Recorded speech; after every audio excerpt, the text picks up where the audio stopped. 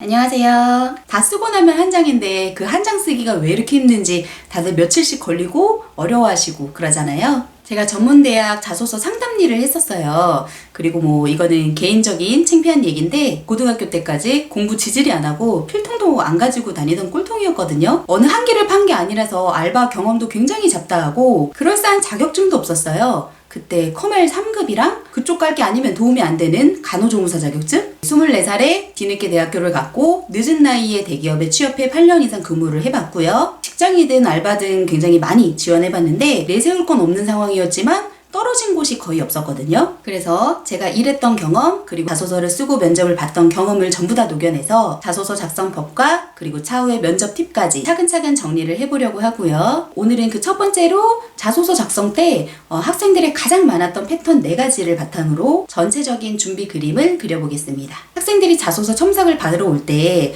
내용을 그래도 어느 정도 적고 왔다 하는 친구들의 경우는 근거가 없는 장점을 반복적으로 어필했던 경우, 그리고 글자 수를 맞추기 위해서 말을 길게 늘어뜨렸는데 포인트는 없는 경우가 많았고요. 내용을 거의 적지 못하고 온 친구들은 무엇을 써야 될지 핵심이 없거나 강조할 만한 자신의 강점을 못 찾았거나 대부분 이런 경우들이었어요. 그래서 이번 영상에서는 어떻게 해야 포인트를 잘 살릴 수 있는 자소서가 될지 학생들이 자주 했던 패턴을 위주로 좀 다뤄볼 거고요. 그 중에 가장 중요하고 많았던 경우, 근거 없는 장점을 반복적으로 어필했던 그 사례부터 설명을 드릴게요. 이게 가장 중요해서 가장 길게 설명을 드릴 겁니다. 안 쓴 친구들을 찾는 게 빠를 정도로 가장 많이 봤던 단어가 책임감이었어요. 예를 들면 저는 책임감이 강합니다. 늘 그래 왔습니다. 이런 식인데 그러면 제가 상담사 입장이니까 물어보죠. 어떤 이유로? 어떤 부분에서 너가 책임감이 있다고 느꼈어? 그러면 답변은 알바할 때 사장님도 그랬었고요. 제가 항상 어떤 일을 맡았을 때 끝까지 좀 처리하려고 했던 편이에요. 그러면 제가 또 물어봅니다. 책임감 있게 마무리했던 사례가 있었으면 한번 얘기해 줄래? 그러면 한참을 생각하다가 답변이 흐지부지 돼요.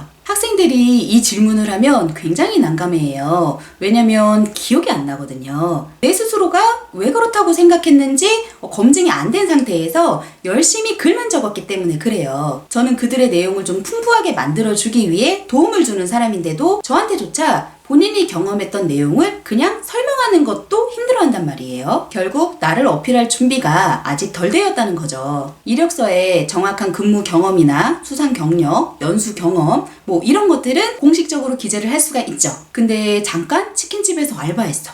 그런 거 증명되나요? 담당자가 치킨집에 전화해서 이 친구 근무했었나요? 이런 거 물어보지 않죠. 그러면 회사 측에서 작성자의 말을 어떻게 확인할까요? 당연히 면접이죠. 학생들이 이 질문을 진짜 많이 해요. 저는 치킨집에서 화장품 매장에서 알바한 게 다예요. 근데 길게도 안 했어요. 그래서 쓸 말이 별로 없었어요. 그러면 저는 얘기를 합니다. 쓸 말이 없어? 그럼 써야지. 대신 저는 아르바이트를 하면서 늘 책임감이 있다는 말을 들어왔습니다. 그 경험들은 저에게 정말 큰 도움이 되었고 앞으로도 어떤 업무를 맡을 때에도 책임감 있게 임할 자신이 있습니다. 라고 쓰지 말라는 거예요. 나 책임감 있어요. 나 책임감 있다고요. 이렇게 쓰지 말고 그렇게 쓴 이유에 대해서 최대한 증명해 보이라는 거예요. 상담을 하면서 정말 질리도록 얘기한 게 딱 2가지가 있어요. 그거에 대한 사례를 생각해 봐봐. 그리고 최대한 구체적으로 적어 봐봐. 제가 치킨집에서 아르바이트를 했었을 당시 제 근무 시간대에 손님이 가장 많았습니다. 적어도 제 시간대에 오신 손님들의 모임이나 식사가 마무리될 때까지 부족한 반찬은 항상 시키기 전에 먼저 채워드렸었고 늘 웃으면서 맞이하는 모습에 꼭 사장님처럼 일한다 라는 손님의 칭찬을 들은 적이 있습니다. 책임감을 표현하는 같은 말이지만 들리기에 굉장히 다르죠. 그리고 또 하나, 제가 화장품 매장에서 근무했을 때 가장 어려웠던 손님이 나에게 맞는 화장품을 추천해주세요 였습니다. 피부 타입과 얼굴형이 다 다르기 때문에 완벽한 추천은 어려웠지만 내가 응대한 손님들이 감사 인사를 하고 만족해하며 굉장히 뿌듯했고 최대한 만족을 끌어내기 위해서 다양한 피부 타입을 스크랩해놨다가 보여드렸었습니다. 이후 재방문으로 이어진 손님들을 보면 제가 잘하고 있구나 라는 뿌듯함을 느낄 수 있었습니다. 이런 식이라면 화장품 매장의 3개월 근무 경험도 나름의 경험이 되는 거예요. 멋들어진 말을 쓰는 거에 연연해 하지 말고 쉽게 쓰더라도 최대한 내 이야기를 써야지 보는 사람들도 읽게 되거든요. 시간만 때우는 게 아니라 단순한 업무였지만 적극적으로 내가 내 일을 이끌어가고 나라는 브랜드를 만들 줄 아는 주도적인 사람으로 보여지는 게 회사 쪽에선 당연히 뽑고 싶은 사람이 되겠죠. 양보다 질. 그 이유를 찾으셔야 돼요. 제가 지금 얘기하는 근거 없는 장점을 어필하는 경우 이게 진짜 많아요. 저는 책임감이 있습니다. 끈기가 있습니다. 친구들이 많은 편입니다. 어느 곳에서도 쉽게 적응합니다. 적극적이고 열정적인 성격입니다. 도전을 두려워하지 않습니다. 근데 그래서는 그걸 증명할 수 있는 내용이 빠져 있어요. 그럼 상담사인 저는 물어보죠. 너에게 어떤 끈기가 있어? 어떻게 적극적이었어? 어떤 도전들을 했는지 한번 설명해 줄래? 너의 어떤 점 때문에 친구들이 많은 것 같아?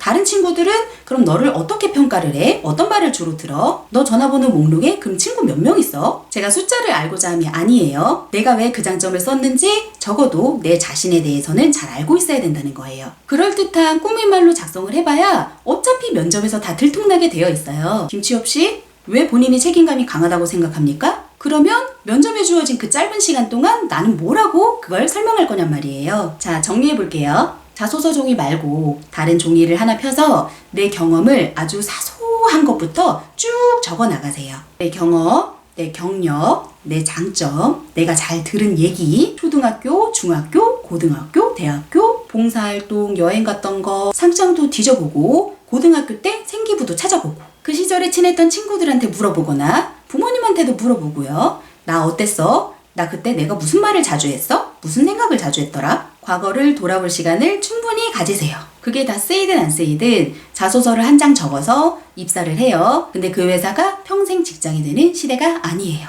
그렇기 때문에 앞으로를 위해서 내 경험 정리가 굉장히 중요합니다. 근데 이렇게 얘기를 해도 어렵죠. 그래서 제가 하나 예를 좀 들어보면 성장 과정에 어릴 적에 자전거를 탔던 경험에 대해서 적은 친구가 있었어요. 당시에 알바도 안 해봤고 자격증도 없었고 취업은 해야 되고 교수님은 자꾸 자소서 쓰라는데 쓸 말이 너무 없었다는 거예요. 상담을 하면서 여러 가지를 많이 물었죠.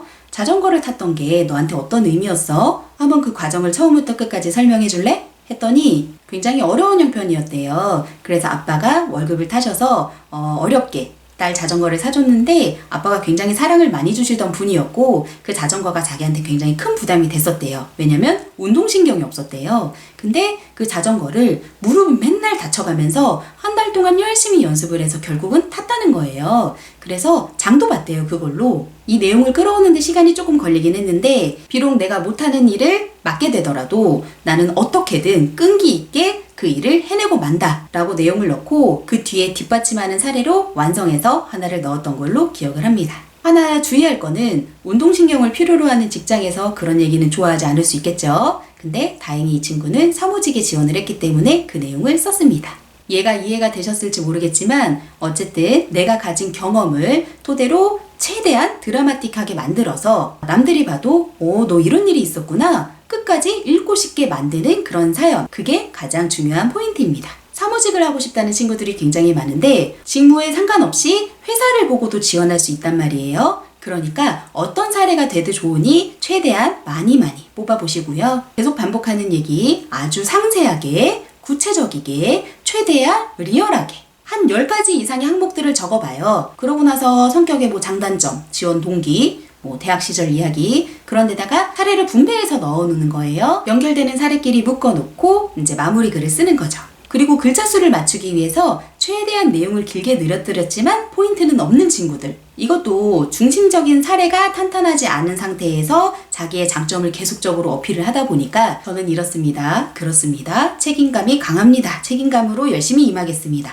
이런 내용이 반복되는 거거든요. 글자 수가 500자 정도면 2가지 사례로도 어느 정도 이어져요. 근데 글자 수가 800자에서 1000자야. 그러면 2가지 사례 갖다가 채울 수가 없는 양이거든요. 근데 내가 내세울 수 있는 장점이 없어서 사례를 2가지밖에 못 썼어. 사례는 2가지 넣고 계속 같은 말 하고 또 하고 이게 되는 거예요. 기본적으로 나의 경험, 나의 완전한 사례 그게 탄탄하게 준비가 되어 있어야지 중심이 있는 자소서가 될 수 있습니다. 자, 그리고 세 번째, 내용을 거의 적지 못하는 친구들은 백지로도 많이 가지고 와요. 앞서 말한 것처럼 그 이유는 자신에 대해서 아직 정리를 못했기 때문이거든요. 이거는 조금 노력이 필요해요. 저도 초등학교 때부터 지금까지 한 30여 년을 기록해라 라고 하면 며칠이 걸려도 다 못할 것 같거든요. 자소서를 쓰기 이전에 나라는 사람을 돌아보는 시간, 그 시간을 최소 하루 이상은 충분히 가지세요. 제가 만약에 자소서를 쓴다. 그러면 저는 일단 사진첩이랑 SNS를 다 뒤져볼 거예요. 알바하다가 셀카 찍은 거, 술 마시다가 찍은 거, 여행 가서 친구들하고 찍은 거, 학교에서 찍은 거. 거기서 한 줄만이라도 생각이 나면 무조건 적는 거예요. 저 같은 경우는 타자가 빠르기 때문에 PC에 메모장을 켜고 주로 막 다다다다 적거든요. 아, 편의점 알바할 때 진상 손님 한 명 있었는데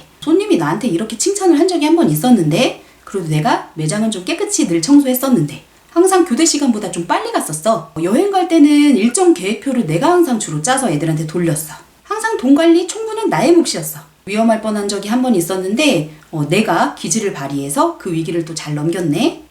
지난번 술 마실 때 나를 처음 봤던 친구가 나한테 배려심이 많다고 했어. 장점이 없는 사람이 없어요. 내가 기억을 못하거나 그게 내 장점인지 인지를 못하기 때문에 그렇거든요. SNS 친구들은 특히 나에 대한 칭찬을 많이 해줄 수 있는 사람들이잖아요. 댓글들도 막 잘라서 붙여넣기 해서 한번 모아보세요. 그러면 나에 대해 사람들은 이렇게 말하고 있구나. 이게 좀 어느 정도는 정리가 될 거예요. 그 방대한 양의 내용들을 이제 공통 분모를 찾아서 책임감이 많은 사람인지, 사교성이 좋은 사람인지, 끈기가 있는 사람인지, 계산에 빠른 사람인지 나의 장점들을 타이틀화 시켜서 하나씩 만들어 놓는 거예요. 그렇게 나를 알아가는 시간이 꼭 있어야 됩니다.